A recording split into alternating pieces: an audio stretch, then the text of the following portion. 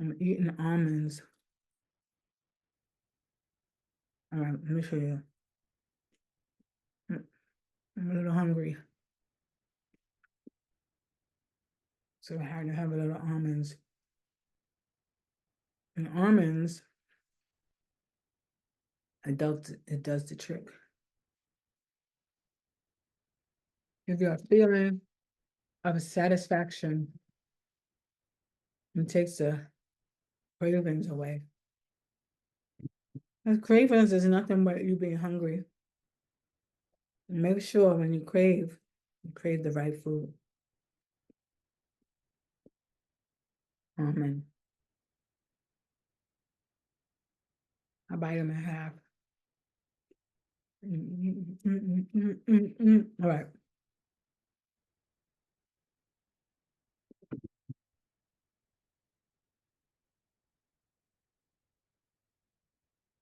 Hi, John the Conqueror from Zora Neale Hurston. John was amazing. I mean, the peace and the comfort and the joy High John the Conqueror gave to the slaves out in the field and dealing with master, period. Okay, so anyway, those almonds hit the spot. Now let's go on. There is no established picture of what sort of looking man this John the Conqueror was.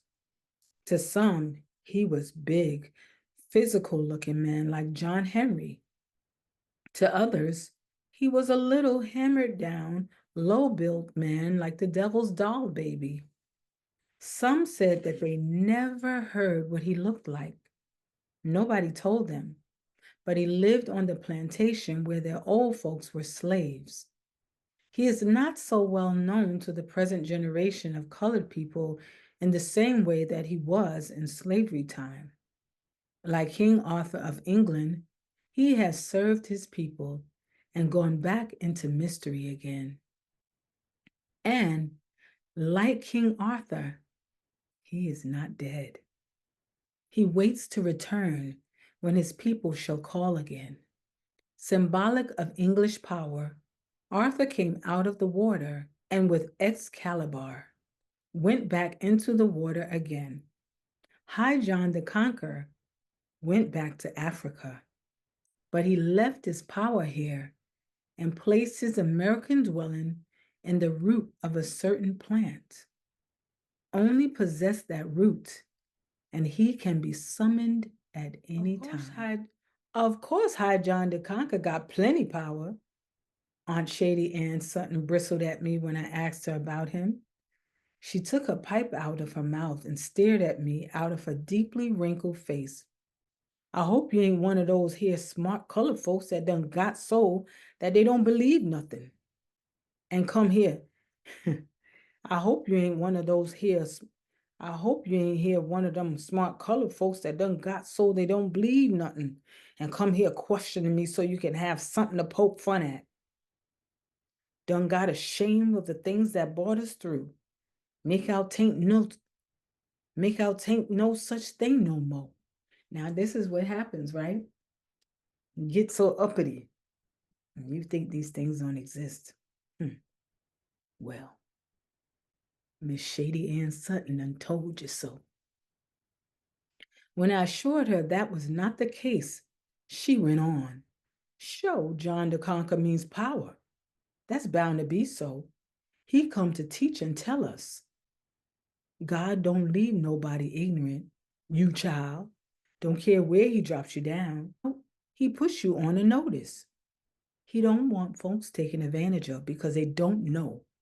Now back there in slavery time, us didn't have no power of protection, and God knowed it and put us under watch care. Rattlesnakes never bit no colored folks until 4 years after freedom was declared.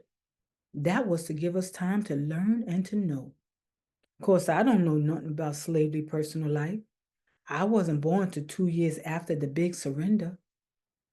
Then I wasn't nothing but an infant baby when I was born, so I couldn't know nothing but what they told me.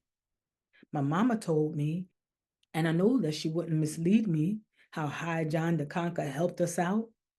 He had done teach the black folks so they knowed 100 years ahead of time that freedom was coming, long before the white folks knowed anything about it at all. These young Negroes reads these books and talk about the war freeing the Negroes, but hey, Lord, a heap sees but a few knows. Of course, the war was a lot of help, but how come the war took place?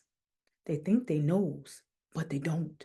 John the Conqueror had done put it into the white folks to give us our freedom. That's what. Old Massa fought against it, but us could have told him that it wasn't no use. Freedom just had to come. The time set aside for it was there. That war was just a sign and symbol of the thing. That's the truth. If I tell the truth about everything as good as I do about that, I can go straight to heaven without a prayer.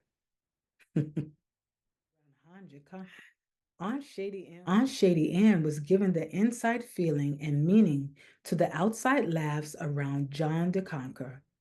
He romps, he clowns, and looks ridiculous, but if you will, you can read something deeper behind it all. He is loping on off for the tar baby with a laugh. Take, for instance, those words he had with old Massa about stealing pigs. Old John was working in old Massa's house that time, serving around the eating table.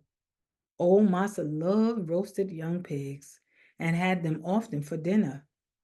Old John loved them too, but Massa never allowed the slaves to eat any at all. Even put aside the leftover and ate it next time. Man, so greedy, right? John the Conqueror got tired of that. He took to stomping by the pig pen when he had a strong taste for pig meat because he never dreamed that it was Massa rapping. It's me, John, Massa told him. I want to come in. What you want, Massa? I'm coming right out. You needn't to do that, John. I want to come in. Nah, Massa. You don't want to come in no old slave cabin. You's too fine a man for that. It would hurt my feelings to see you in a place like this here one. I tell you I want to come in, John. So John had to open the door and let Massa in. John had seasoned that pig down, and it was stinking pretty. John knowed old Massa couldn't help but smell it. Massa talked on about the crops and hound dogs and one thing and another, and the pot with the pig in it was hanging over the fire in the chimney and kicking. The smell got better and better. Way after a while, when that pig had done simmered down to a low gravy, Massa said, John, what's that you cooking in that pot? Nothing but a big old Weasley possum, Massa. Sickliest little old possum I ever did see. But I thought I'd cook him anyhow. Get a plate and give me some of it, John. I'm hungry. Oh, no, Massa, you ain't hungry. Now, John, I don't mean to argue with you another minute. You give me some of that in the pot, or I mean to have the hide off your back tomorrow morning. Give it to me. So John got up and went and got a plate and a fork and went to the pot. He lifted the lid and looked at Massa and told him, Well, Massa, I put this thing in here, a possum, but if it comes out a pig, it ain't no fault of mine. Ooh, old Massa didn't want to laugh, but he did before he caught himself. He took the plate of browned down pig and ate it up. He never said nothing, but he gave John and all the other house servants roast pig at the big house after that. Oh, Lordy, Lord. Oh, my God. I hope you enjoyed that story. Hi, John the Conqueror.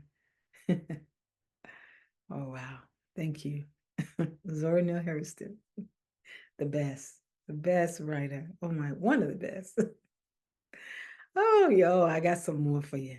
Stay tuned.